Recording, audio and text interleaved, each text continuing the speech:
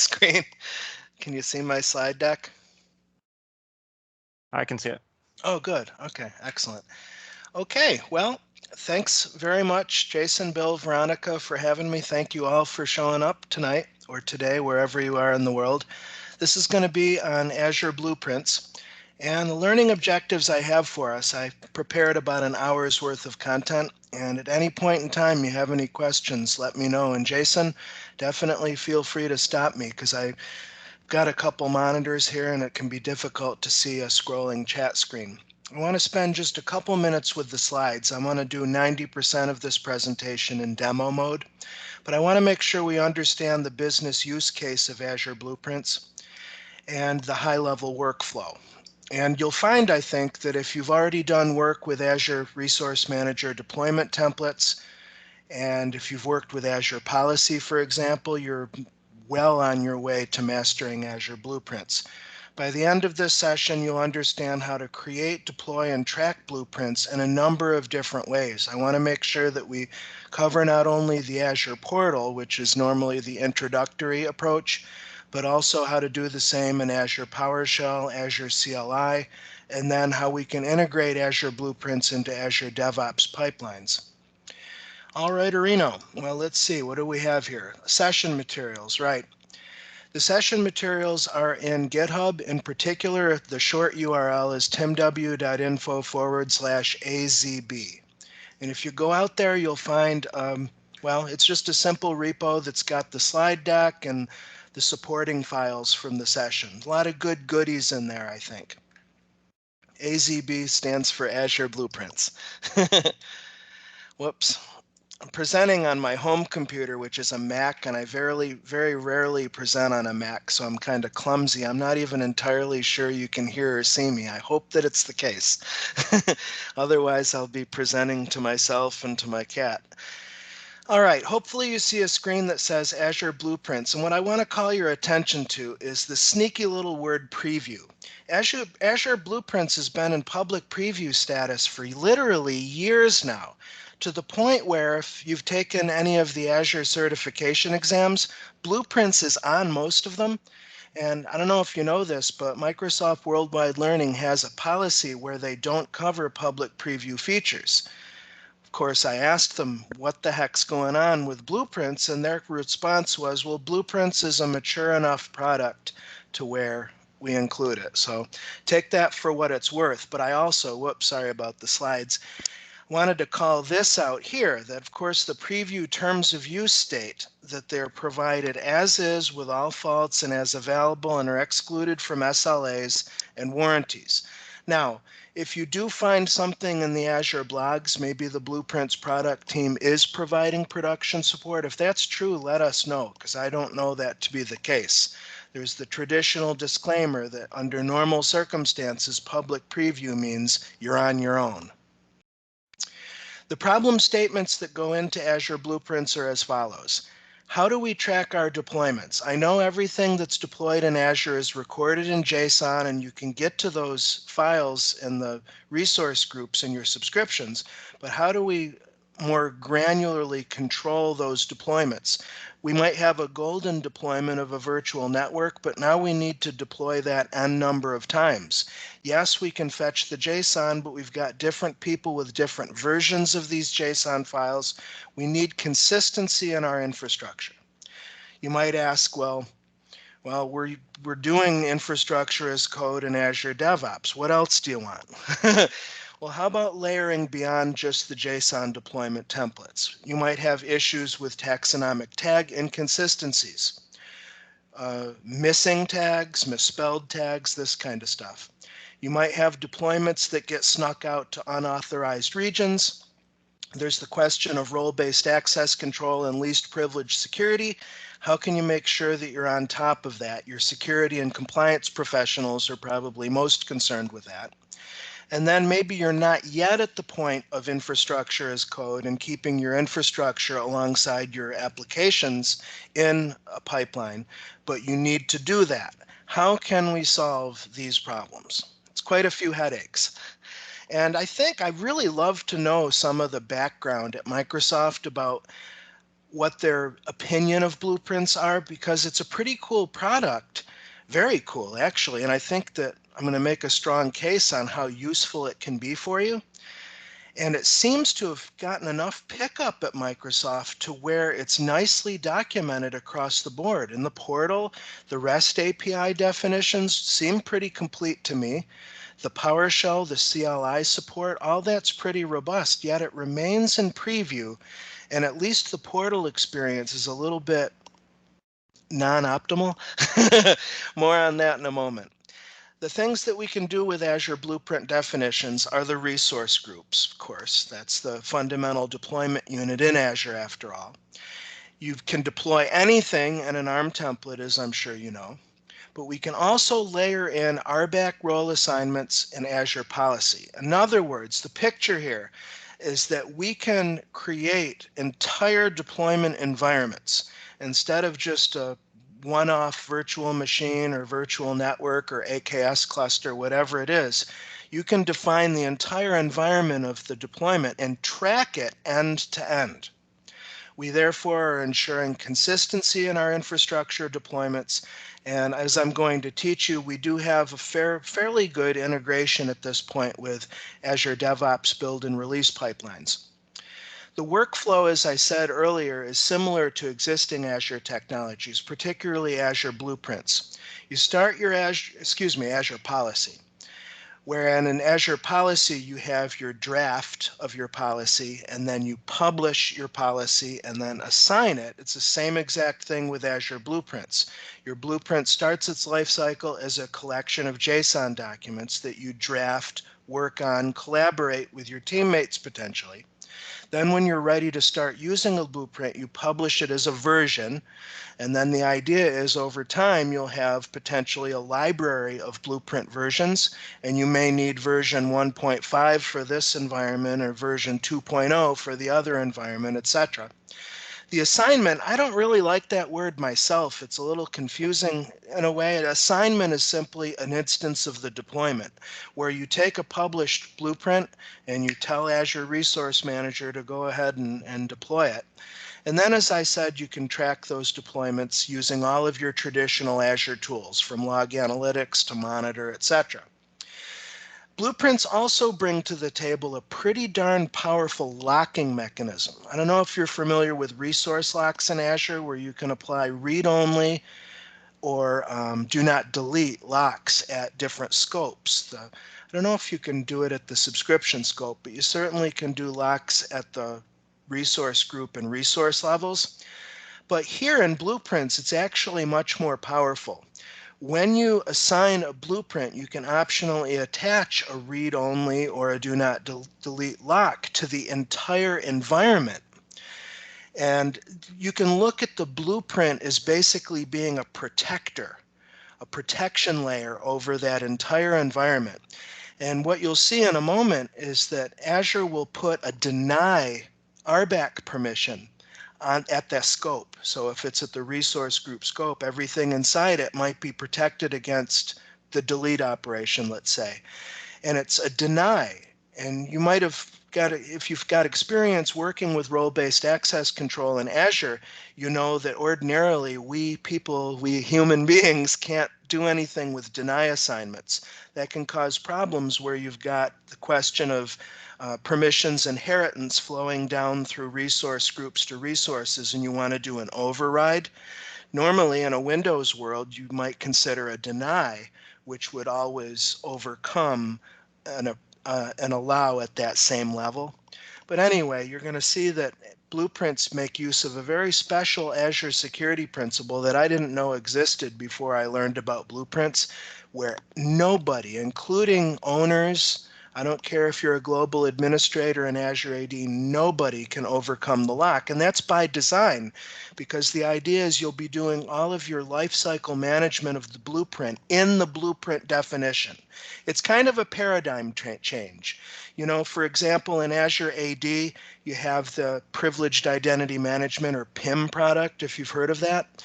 And Microsoft would like us for, instead of doing our role-based access control You know, at the resource level or in Azure AD, Microsoft wants us to use PIM to do all of our RBAC. Similarly, for infrastructure lifecycle, I think Microsoft is trying to gently steer us toward blueprints.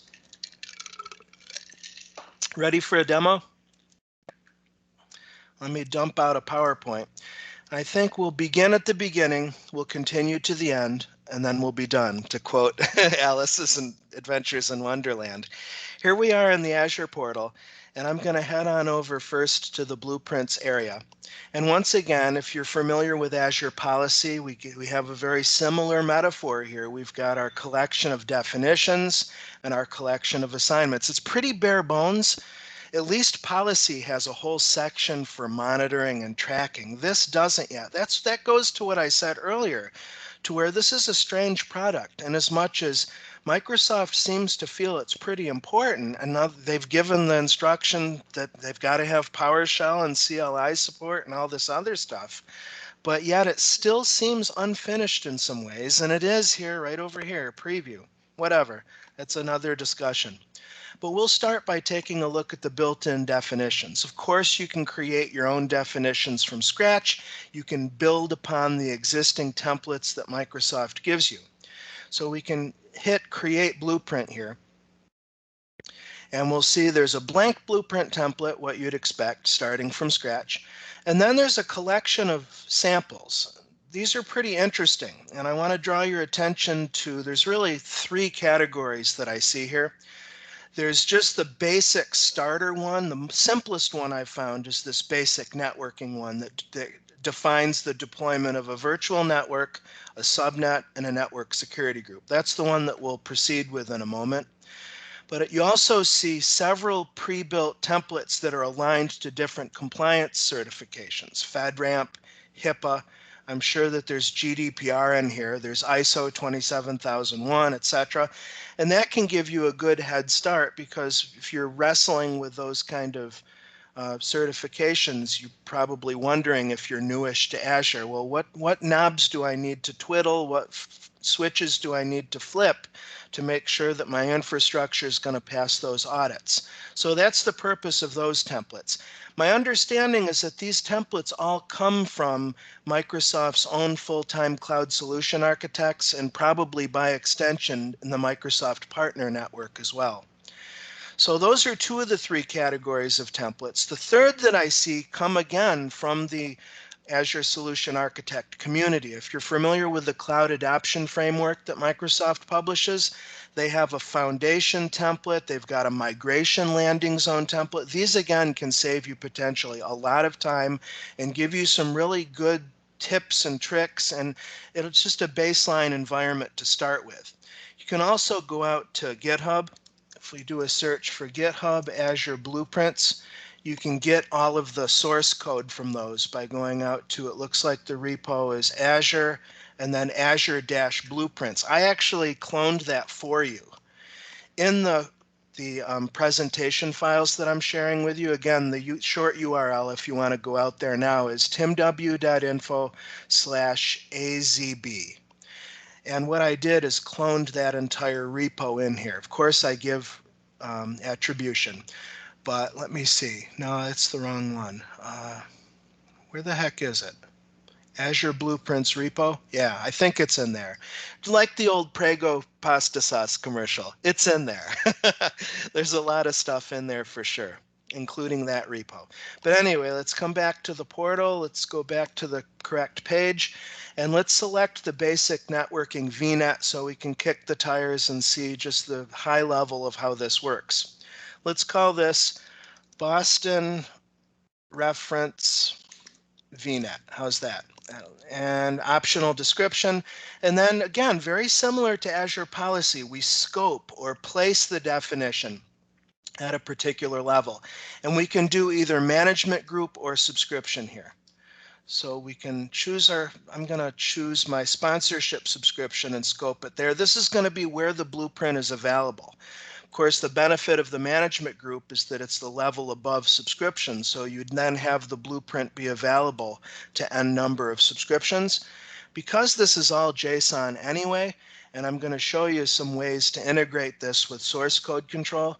It's really trivial to keep your blueprint definitions out of Azure, at least initially, and then just deploy them into whatever environment you need them to be visible at. Hope that makes sense.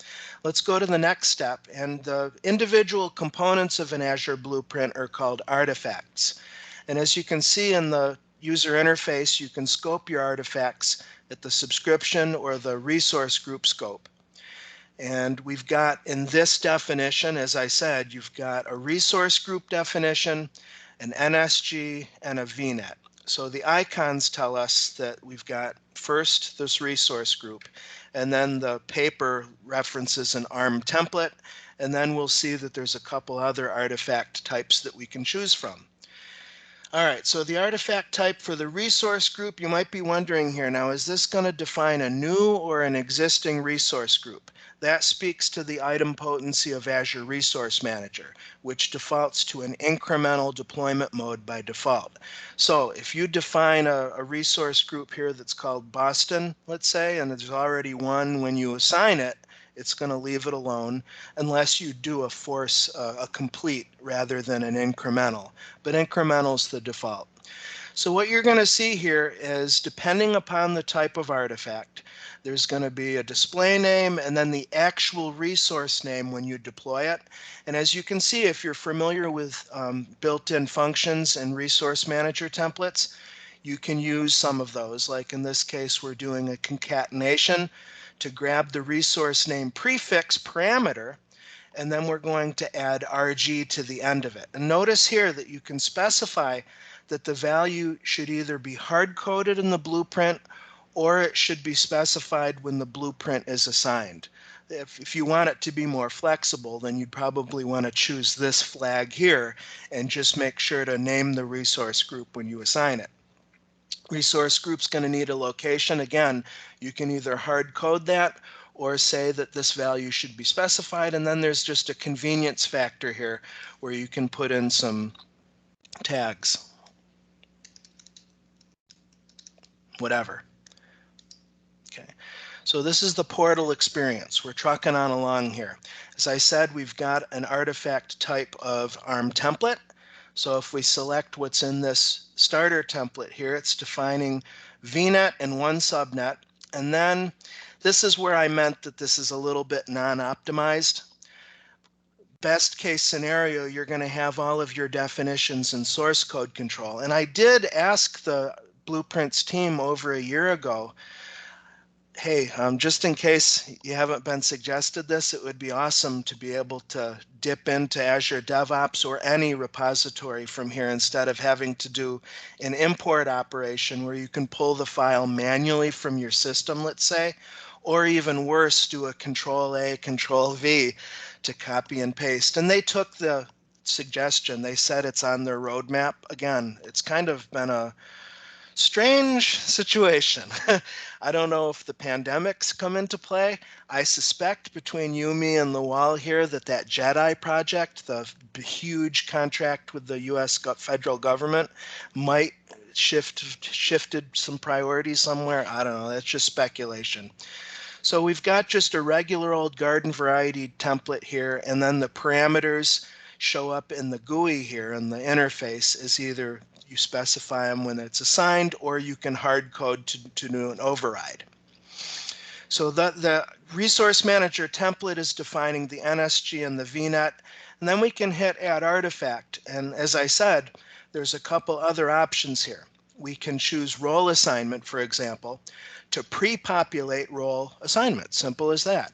Now, I want you to think for a second about how this might benefit your company. I mean, if you do work as a cloud solution provider or a managed service provider, you might have blueprints that define a landing zone or an ideal environment for your client.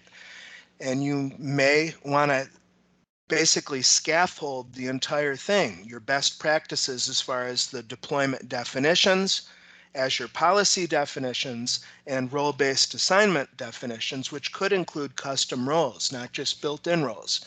So, for example, we might choose here from our role collection, there's a virtual network or maybe it's just called network contributor. Let's see.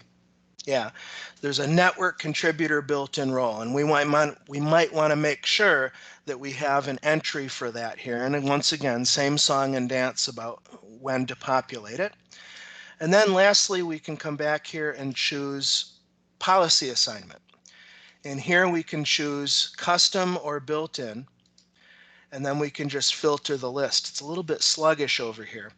Again, if you're not familiar with Azure Policy, these are JSON documents that you can use to enforce whatever it is you need to enforce governance-wise. Whether you need to ensure that tags are present, that you're using only allowed Azure regions, that you're enforcing only certain SKUs or stock keeping units of resources, whatever. That's a whole other subject. But notice that you can grab individual policies and bring those in, or more conveniently, chances are if you're using Azure Policy to any degree, you've rolled up collected or related policies into one or more initiative definitions, and you can bring those in that just as a convenience factor. Let me just search for what might be nice. Inherit, if I can type, inherit, I'm not looking at the right tab here. Inherit a tag from the resource group if missing. How's that? So let's grab that guy, click add. Okay, there you go. So once you've finished horsing around here and structuring your blueprint, you're ready to move to the next step. Let's save this as a draft, and then it's going to get stored at the scope that we chose to store it at, which in my case, as you can see on the right, the definition location field is my sponsorship subscription. So this is an unpublished draft that you presumably would work with your team until it's just right. And then when you're ready to do publication, you can simply select it in the Azure portal, and you can edit or delete, but you can also publish the blueprint, which is going to make it ready for use. You have to give it a version, and that version, of course, would be up to your team and what you want. You've got some change notes, which you can get to through Azure Log Analytics using KQL queries, etc., if you need to retrieve that in the future. And once you've got it published, this is again a little jarring, we have to come up here. Yeah, it says that it succeeded, but do you ever notice that sometimes when you do an operation in Azure, it keeps you at that page? You're like, wait a minute, what actually happened here? So let's step back one, and we can see now we've got our Boston reference VNet. Latest version is 1.0, good deal. We shouldn't have any assignments yet. Nope, we don't. So the last thing we can do now is actually conduct a deployment using that published version. So let's go back into the published Boston reference VNet. And to do a deployment, it's called an assignment. So let's assign the blueprint. We've got our subscription scope where it lives. Let's give it a name. Assignment Boston, that's fine. I'll make sure to choose my home region. Let's see here, East US. Like I said, you may have over time a library of multiple versions, and you can pick whichever one you want. And then here's that bit about locking that I was telling you. The default is not to lock, but you can also do just protect against deletion. You know how in Active Directory and local AD, you create an organizational unit, you've got that flag, protect against accidental deletion. That's what this reminds me of. You've got do not delete, and you also have read only. Now be careful with that, because that's exactly what it says. You can't make a single change to that resource. It does say that not all resource type due to caching locks may take up to 30 minutes. There's some legalese going on here. Let's choose the do not delete lock assignment, and then Azure's going to need a security context to do the deployment. Nowadays, we have these handy dandy managed identities. And a system assigned identity is one that Azure will auto create in your Azure AD tenant. User assigned is a standalone one that you can create yourself in the portal by browsing over to the identities blade. Identities. Managed identities blade, you can create your own. The main difference is that system assigned, Azure will create it and dispose of it automatically as it needs to, whereas the user assigned, you control its life cycle. Now notice here that by clicking assign with a system assigned identity, Azure Blueprints will create a service principal identity that has owner access to the subscription so it can properly do the deployment. And then check this out. We will automatically remove this access when the assignment process is finished. Pretty cool. All right, and then there's the time-consuming piece of filling out the parameter values. So depending upon how you've defined your parameters in your source artifacts and how you want those specified, that is either hard-coded or provided assignment, we can add those values here. And this will respect any defaults and any allowed value arrays that you've included in your JSON. So resource group name, I'll call this Boston UG, RG. For our network contributor, this is going to tap into our Azure AD tenant. I'll grab a fictional user. Actually, better yet, check this out. I'm going to add Bill Zach, who's here with us now. And he's in the tenant. Tag name, inherit a name. What was the name of that tag? I think it was location. So I'll make sure that all of the resources that deploy into that resource group pick up the tag from the resource group. I'll accept the defaults for the virtual network, and the NSG definition looks like it doesn't have any parameters. So I'll complete the assignment here. Now again, this isn't a test to bring up the old whatever that's from. This is actually going to conduct the deployment as you would expect. And again, the UI kind of just bombs out here, but let's see. Let me refresh my portal. Let's go to assigned. Yeah, so it looks like it's in waiting status. So let's see if we click into the detail what it shows us here. View activity log. Okay, that's helpful. Yeah, it's in a waiting status, but at any rate, it should, all else being equal, create that resource group and then create the rest of the artifacts. But I'm looking forward to showing you that locking mechanism like I mentioned. So the idea is that from now on, if we have any maintenance to do on that infrastructure, we're not going to want to go to the Boston user group and start horsing around with the VNet there. In fact, depending on the lock that you choose, you won't be able to. You'll want to do all of your maintenance in the context of the blueprint. So you would come back to the Blueprints UI or your source code, wherever the underlying files are. And we could, let's see, if we go to our assignment, we can update the assignment. That's what you would do.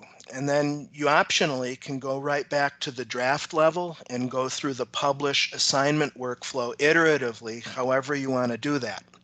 Again, I want you to think of the Azure Blueprint as a strong protection layer on top of those resources, such that the locks are going to prevent deletions or changes across the board. If you reassign the blueprint, it's going to replace anything that was deleted. Let's say that we did this assignment without any kind of locking, and one of your colleagues, not you, I understand, but one of your colleagues were to make a change that you didn't want, delete, an update, whatever it is. The next time you could reassign the blueprint, and just like item potency, incremental mode deployments, may or may not remove the change, but it would make sure that anything that was deleted gets reestablished based on the blueprint definition, if that makes sense. Now, the workflow, if you wanted to delete this, it looks like it completed. Good deal. The way that you would remove this, like let's say that this entire environment you wanted to get rid of, which I actually will at the end of this session. I'm not going to necessarily be able, in fact, I'm not going to be able to delete. Look here, it says cannot delete. It shows the lock state right there. I'm going to have to come in here and unassign the blueprint. The unassignment, I envision it in my head as that protector that's on top of those resources. When you do an unassign operation, it's like you're lifting that protection, and then the resources are essentially unmanaged, and then you can do whatever you want with them up to your level of RBAC privilege. Okay. All right, so I wanted to jump out to that resource group.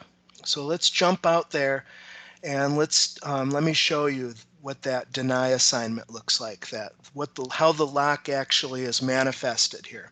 So if we go to Access Control IAM and go to Deny Assignments, we see something here. Normally, unless you're using blueprints, this is totally empty all the time, isn't it? Because it says that deny assignments block users from performing specific actions, even if you have a corresponding allow. But at this time, the only way that you can add your own deny assignments is to use blueprints. Well, here we are. And we've got a deny assignment here at the scope, but look who it's given to. This is that special identity. All principals.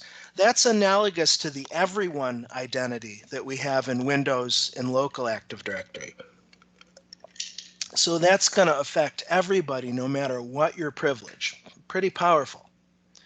So let's go into the blueprint, and let's go into the subnet definition.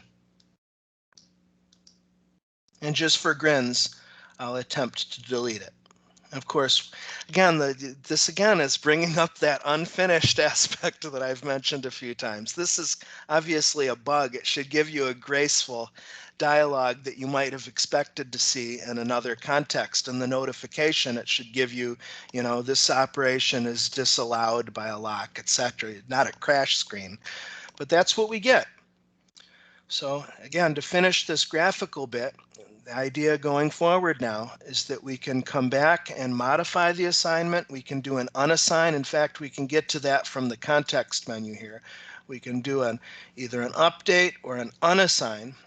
Are you sure you want to remove this assignment? Now look, I want to call this out. All resources created by the blueprint will remain. So that answers the possible question, when you do an unassignment, is that going to whack those resources? No, not at all. It just lifts that protection layer that the blueprint has on it.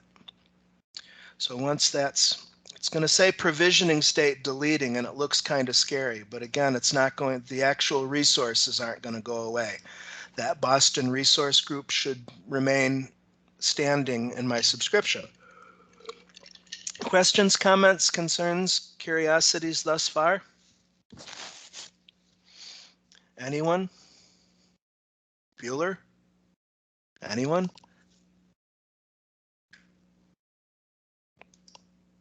I don't think so yet. Okay. Let's turn our attention now to the conference files and look at Azure Blueprints from a more automative standpoint. Because, let's face it, the portal's all well and good if you're learning, certainly, and even after the fact, if you just know exactly what you need to do in and out fast, that's good. But for repeatability, we want to look at automation. And as I said at the beginning of the presentation, Blueprints pretty well covered with the other abstractions over the Azure Resource Manager API. So let's see, where do I want to start first? Let's see, what's this guy doing?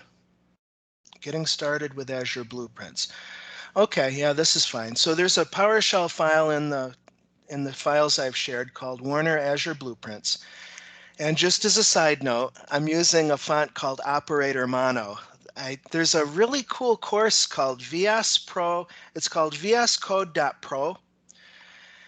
This technical trainer, put together this collection of VS Code tips and tricks. It was worth the money for me. I think it was like 40 or 50 bucks USD. But he recommended using another font, and I like Cascadia Code a lot, but I like Operator, and Operator does this cool kind of cursive when you do a comment. Anyway, assuming that you've installed the Azure PowerShell modules, which you probably know this, you could just do an install module. You don't do that. Install module AZ to bring down those modules. Now, interestingly, I don't think Azure Blueprint comes down when you do that, though. I think you'll have to do that separately. I've got the code here in any case. So make sure your Azure PowerShell is installed. We can do connect AZ account or login AZ account, authenticate into your subscription. You may need to set your context if you've got more than one subscription. And then just make sure you could do a get module, but otherwise you can grab the AZ Blueprint module from the PowerShell gallery, as you can see on line 12 here. That is Microsoft's official module for AZ Blueprint. And then we could, for instance, do something like get command from the module az.blueprint. Boy, it's awkward typing on this Mac keyboard. Let's run that in my terminal. There's not a whole lot of commands, as you can see here, very small number, but they really cover the main ground, right? I mean, what do we have here? New AZ Blueprint. So we're going to see that there's going to be a JSON definition for the blueprint itself. And then as you start to plug in artifacts to do this programmatically with PowerShell, new AZ Blueprint artifact. Pretty straightforward. When it's time to publish the blueprint to a version, we've got an appropriate command. And then the assignment, where is that? Set AZ Blueprint assignment, right. So pretty straightforward garden variety PowerShell as far as that goes. All right, let's see here. Okay, what am I doing? Get a reference to a sample blueprint object. Okay, so it looks like here on line 16, I'm creating a variable to create a new blueprint definition, assuming that I have the source on my system. Do I? Yeah, I have a basic networking blueprint here, and I think this is probably the same code that we were working with in Azure, but it's the same idea. What you're going to have in your source code or on your local system in your blueprint project, you want a folder for the blueprint. And then inside there, the blueprint definition itself needs to be called, from what I understand, blueprint.json. And it's just pretty garden variety JSON format, as you can see. And we've got the artifact subfolder that you'll populate, and these can have any names. These are going to be the different artifact types. ARM templates. I think you can even do an ARM template parameter file. Then you'd have potentially one or more than one for your RBAC role definitions and your Azure policies. These have weird GUID names. Again, this is definitely one I downloaded directly from the portal.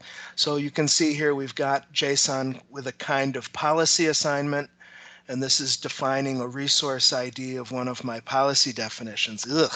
I got this code again from just doing a download or an export from the portal, and it's a little bit ugly with those GUIDs. If I did this manually, I would use more friendly names. But it's just meant there's several other examples in here that you can take a look at. You know the drill. Modify to suit your needs. Let me go back to the file here. Yeah, so to define a new blueprint, give it a friendly name, and then you path out to your blueprint.json file, right? And then I stored that as a variable because we're then going to plug the artifacts into that blueprint definition. As you can see, the next several examples, new AZ Blueprint artifact, are going to plug those different JSON files into the blueprint definition. Then easy peasy, when it's time to publish, again, just pass in the blueprint object and give it a version number. And blueprint assignment, anything special there, the assignment name, and then the assignment file. Oh, that's kind of different. I'm not sure what that's all about. Let's see if I can grab that. Blueprint assignment.json. What's this doing here? It looks like it's more or less a manifest that ties in the blueprint ID, the blueprint definition. Okay, this must be where you provide your parameters.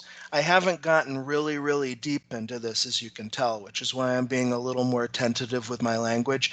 Yeah, so this looks like the programmatic equivalent of what we did in the portal during assignment, where you're plugging in any values that need to be supplied at runtime or at go time. Okay. And then I finish off here with remove AZ Blueprint assignment. I got the sample code from the docs, and you'll notice again, I'm not a plagiarist. I always give my attributions. On line 4, you can see a link that'll take you to the doc tutorial that this code came from. Alrighty, let's see. So that's that. what do I want to show next here? I've got blueprints.ps1. Is this any? Yeah, this is a little bit different. What this is doing is, for example, how to grab a blueprint from Azure and bring it down to your system. So any of those samples, I know you can go to GitHub, but maybe let's say that one of your colleagues already published to Azure and you don't have access to his or her source files. I'm just trying to come up with an example off the top of my head. There's a couple commands, bookend commandlets in that AZ blueprint library. We've got export AZ blueprint with artifact and import blueprint with artifact. I get them confused here. Let's see, import, and it's kind of backwards, isn't it?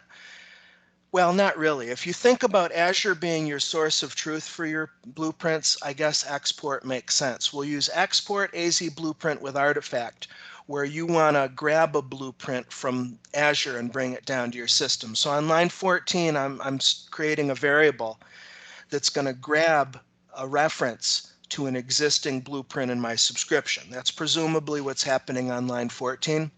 And then on 16, let me shrink this guy up here. And then on line 16, we're doing export AZ blueprint with artifact, just specifying there's my blueprint. I want it to come down to my local, wherever I am in the terminal. And if there's multiple published versions, grab this version. That's it. And then the opposite effect would be import AZ blueprint with artifact, push the sample blueprint to Azure as a draft. Look, that's kind of a handy command because we're able to take an entire folder. So instead of horsing around with that manifest file that we looked at a few minutes ago, I'm a little confused now, honestly. Let's make sure that this export command is in that module. Because yeah, it is. They're here. Okay. But I'm just thinking out loud now what the difference is between this and doing a, oh, okay, we're sending it up as a draft. I guess that would be the difference. Okay. Makes sense. I hope this is making some semblance of sense. All right, let me see. Trucking on. I don't have any sample code for Azure CLI, but I did verify before we started tonight. If I do a search for Azure Blueprints, Azure CLI, that there is a context, a command context in the Azure command line interface called AZ Blueprint. And it looks like policy, create, role. Yeah, so they're doing their own thing. You know, that's been the situation with the Azure CLI, isn't it? I consider the Azure CLI almost like an Apple computer, where they kind of march to the beat of their own drummer.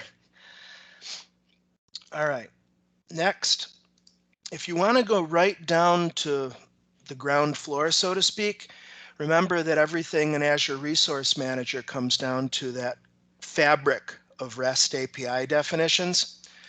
We can, of course, interact with the Azure Blueprint product family using REST API directly. And this is some code that I borrowed from the docs that uses PowerShell as an abstraction, but you know, you could use your SDK or Postman for that matter. The general process here is pretty garden variety. What this is showing us is first we're authenticating into Azure as usual, and then we need to get a bearer token or an API token that will attach to every request that we make to the API.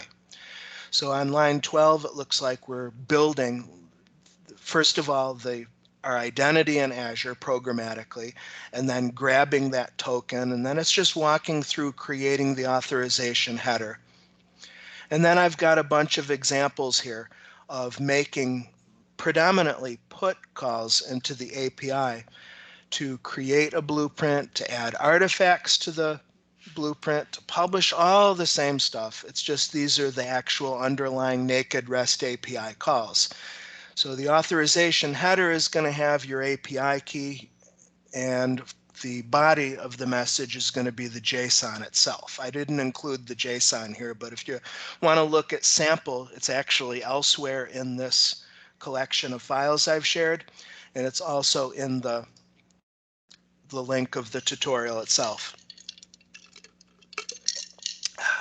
All right, next on our trolley ride, let's take a look at some of the extensions in Azure DevOps.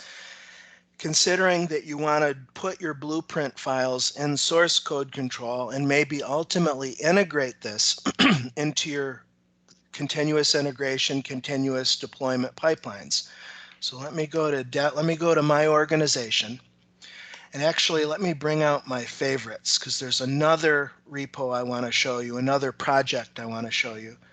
Let's see here, show favorites bar always. There's a Microsoft engineer named Paul Toller. He's Australian, and he kindly gave me a permission, actually shared all of his source files for this project. Here's what happens. Here's how I found it.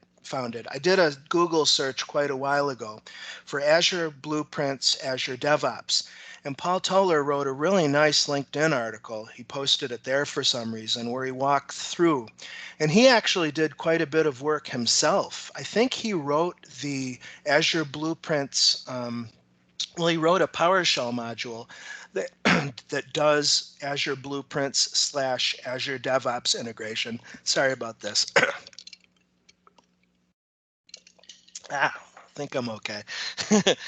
And he created a public Azure DevOps project that showcases integration of Azure Blueprints in a build release pipeline context. So all that's to say, to give you the Cliff Notes version, in the course files that I've shared, or in the session files, I created a folder in there called Paul Toller, where I dumped all of the assets that he shared with me and gave me permission to share with you. And also in the course files, in the Blueprints Learning References document, there's a markdown file that I created for you. And I've just tried to summarize the most important links that come up in this discussion. Some docs links, of course. I give you a link to the Microsoft Azure Blueprint definitions at GitHub. And then some of the specific extensions, the Azure Blueprint PowerShell module, Paul's own az.devops.blueprint PowerShell module that's in the PowerShell gallery. And then there's an Azure DevOps and Azure Blueprints pipeline task that you can import as an extension into your Azure DevOps project. And then I give you links to Paul's original LinkedIn article as well as to that Azure DevOps public project. And lastly, another Microsoft person named Jim Britt wrote his own PowerShell script module. And you might want to look at that as an alternative to Microsoft's own AZ Blueprints. It just does imports and exports. I understand it's particularly useful when you want to download Azure-based blueprints, and maybe it gives them in a slightly better format than just using that export command. I don't know. I haven't tested that. But anyway, what we've got here, if I come back to the portal, in my project, I've created a project called Azure Blueprints. If we go over to Azure Repos first, there's good news and there's bad news in terms of this integration with Azure Blueprints and Azure DevOps pipelines. The good news is that it's here and it works. The bad news is I don't know if you're going to be able to do it if you're using the classic build pipelines, the GUI ones. It's the Azure Blueprints task is only for the YAML pipeline experience, which is really, again, speaking of themes where Microsoft wants us all to go in the future to define your build and release processes in YAML format. Makes sense because you're putting the pipeline definition in source code right alongside your infrastructure, which could be Blueprint, and right alongside your application's code base itself. It's all in there, which is kind of cool. So let me see here. What do I have in my pipeline script file? Yeah, this is just starting. Let me see if I can zoom in a little bit. Just some initial little bit of work I did before I realized I needed more from Paul, and I gave all that in the conference files. I didn't have time to put it all in here yet, of course, but let me just share my thinking with you, what's going on here. So in your build pipeline, for example, we've got this Azure PowerShell task, and I got that from the extension gallery. Azure Blueprints DevOps task. Yeah, here it is right here. Neil Peterson wrote this one. And this, like I said, is YAML only. But there's two things that you can do here. There's a blueprint creation and a blueprint publishing. There's two things that you can do in here. So it looks like in this case, what's this actually doing? Well, it's using my Azure subscription service. Oh, this is doing some different stuff, actually. It looks like this is doing pester testing, and that's actually a good conversational point. So just thinking off the top of my head here, you might want to have your infrastructure defined as a blueprint definition, and then using those Azure Blueprint tasks and also perhaps the inline script capability, you could use Pester, for example, to do unit testing on those JSON files, make sure that they exist, make sure that they're valid, what's that term? They validate, yeah. And then once your testing is finished, you can call that other task to do an assignment. I think I've got some of that visible in my pipeline. Let me see. Let's see here. Let me go down to the bottom and add a new task. Let me search my task library for Blueprint. Yeah, there it is. So if you go to the gallery and you import that Azure Blueprint, Azure DevOps task set, you'll get two new tasks that you can incorporate into your pipelines. As I said, one for creating the blueprint, the other for assigning it. The limitation there, if you consider it a limitation, is that there's not the GUI form that's in the classic pipeline. You have to use the raw YAML to fill in the properties, but it's pretty nicely documented, I found. As you can see here, it walks through each of the configuration parameters, what you have to plug in here. It's pretty straightforward. To create the blueprint, you need your Azure Service Connection, name of the blueprint, the path in Azure repos, presumably where you've got the folder, your project folder. Include subfolders, yeah, because that's going to be where your artifacts are. Are you going to publish, etc. So they're pretty straightforward, I found, in my humble opinion. So that is about that. Let me see if there's anything missing here that I wanted to cover. I don't think so. Let me cue this slide and let me go back to VS Code one more time and do one more pass over here. Tim? Yeah. Yeah, there are a couple of questions. Good. Let's do it. Okay, the first question is, this is from, I think, Nigeria. Mm-hmm. Mm-hmm. Can we provision AKS cluster via Azure Blueprint? So Kubernetes AKS cluster. Yes. What's beautiful about the blueprint metaphor is that if it's deployable in an Azure Resource Manager deployment template, then you can use it with blueprints. Yeah, I mean, the ARM template is one of the 4 or so artifacts that are available to you in blueprints. Yeah. Yeah, literally any Azure infrastructure that you can do in a JSON deployment template, you can include in your blueprint definition. Okay. If that didn't answer the question, please let us know. And that was actually from Maryland, not. Sorry, my name is Rockville, Maryland. Yeah. Oh, okay. Thank you. Thanks, Tim. Thanks for you. Thank you. Mm-hmm. Sure. And then, is there any part of the infrastructure that needs to stay live in the environment that you will deploy to with blueprints? And then it goes on, Azure AD tenant or Azure or Active Directory services or Active Directory VM, any of that stuff. Use case came up with a customer. They were looking to turn down WVD due to costs, but I started wondering about AD and user accounts. It's kind of a long, involved question. Maybe you want to glance at it if you have the Teams chat available to you, Tim, rather than my trying to read it. Yeah.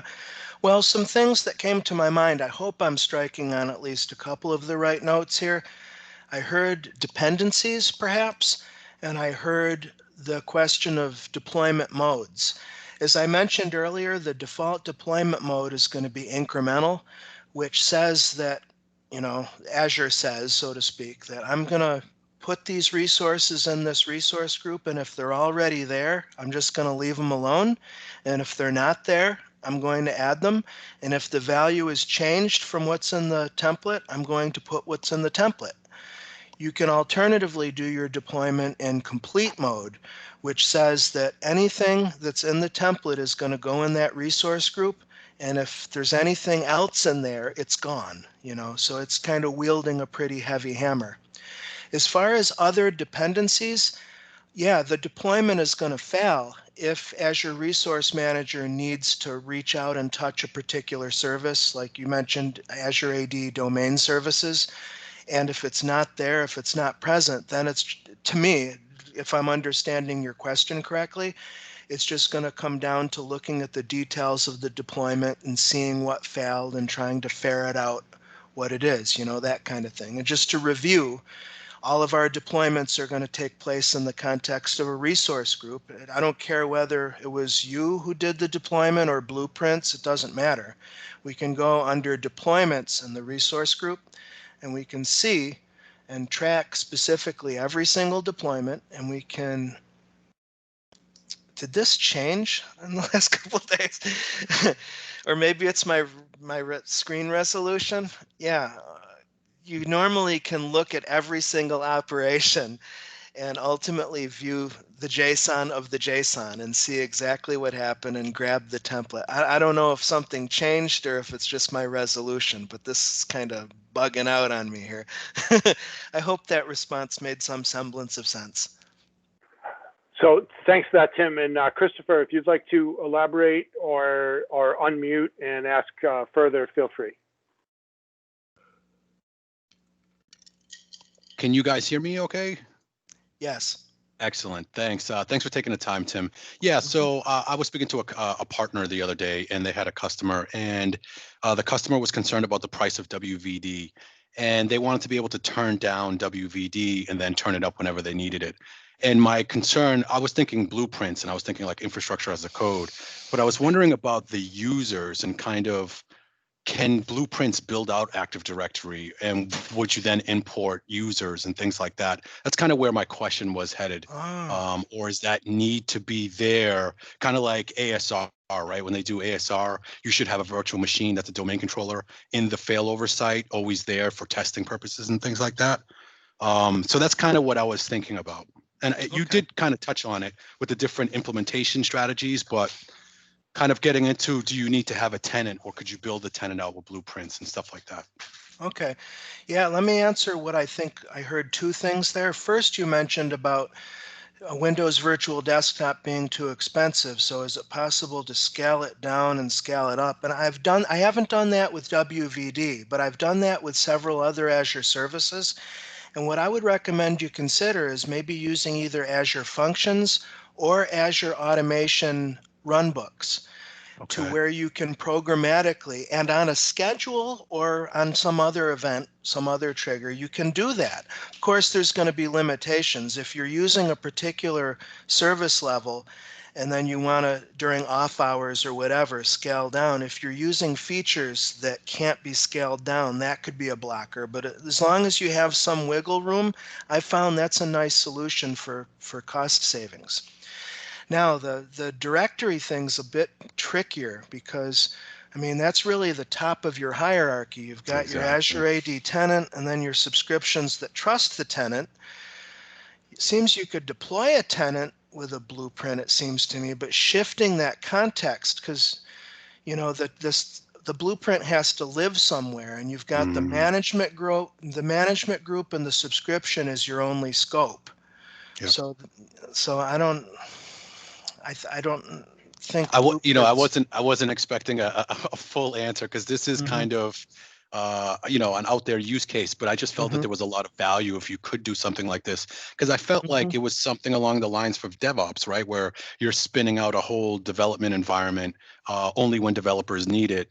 My thing was just about, what are the dependencies? Are there any that need to be there, like virtual machines, Active Directory, stuff like that, or users, to be able to grant them the access, right? But your advice, I think, was good, though. I mean, scaling in and out and doing that, I think, is a good idea. Mm-hmm. And given that the blueprint definitions are in JSON, and I showed you all some PowerShell, you can always port blueprints to another tenant. It's just with a couple line of code, re-authenticate to the new tenant, import the blueprint into that tenant, and away you go. They're not trapped. The blueprint definitions aren't trapped in your current tenant by any means. Yeah, I think that's good for partners that are going to market with some of these things. Leveraging blueprints, right, could kind of shave off a lot of time with going to market. Mm-hmm. It's a lot of power there. Yeah. Mm-hmm. Yep.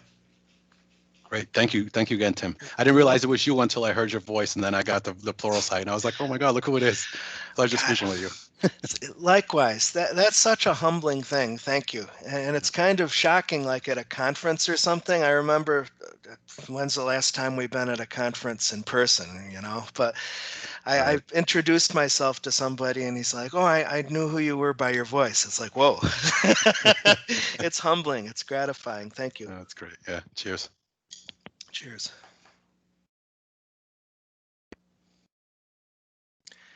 Any other questions, comments, concerns? Let me bring up my contact deets. And again, the link to the resources are on this slide.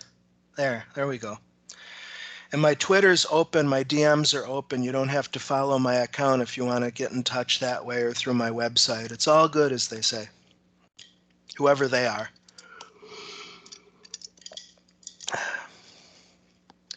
But I think that's all I have, Jason. Thank you. Stuck on mute. Awesome, thank you. Yeah, me too. Good, Jason. No, I was just gonna say thanks. It was really good.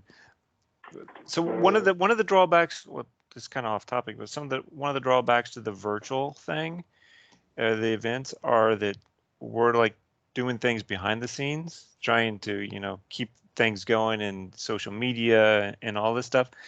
And it's like, well, at least it's been recorded, so now I can go back and watch it, because I did catch most of it, but it's like I definitely have to watch it again. Yeah, that's how I am too. Once I might have to watch initially, but once whatever it is that's being presented, I know what it looks like. I can normally just listen to the audio stream and fill in the blanks in my mind. It's a convenient way to learn. Definitely. Mm-hmm. Were you going to say something in there, Bill? No. I was going to also wrap up and thank Tim in the audience, see if there are any more questions. So I'll just go to that. So folks in the audience, if there are any more questions, feel free to unmute and ask them right now, or mention something in text in the chat channel. And while we'll give that a minute to see if anything pops up, but in case it doesn't, either way, Tim, thank you for enlightening talk and helping us figure out another important area of Azure and how we might put it to work for us. And folks, you see from Tim's last slide how you can find him, and rumor has it he has quite a lot of useful material on the Pluralsights. So you can check him out further there. Thanks everybody for joining us from as far away as Nigeria and Nashville and around the United States. And well, I don't know if we have another meeting booked, but you can follow us, on Boston Azure on Twitter, or on the bostonazure.org. We'll lead you to the meetup sites where we'll post the next events. But we've been on a roughly 2-month cadence for and that's what we for some months now since COVID, and that's what we plan to do into the future. So there's you can expect, check back frequently. We're adding new events as soon as we book them. So thanks everybody. I guess that's we can call it a night. Thank you again, Tim. Excellent talk. Appreciate it. Thanks, Tim. All right. I think that's probably